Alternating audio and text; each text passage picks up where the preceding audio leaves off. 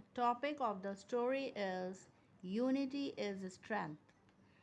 Once a flock of parrots got catch in the trap led by the bird catcher.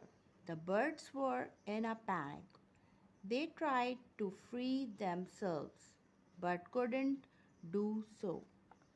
One of the birds then calmed herself and turned towards her friends, saying, "Friends, let's not panic. On the count of three, we will fly together and take this net with us. That is how we will escape this trap." So the wise parrot did a count to three, and on that all the parrots flapped their wings together and flew, seeing their wisdom and unity.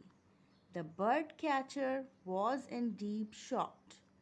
Moral of the story: if you are working in unity, you can do anything.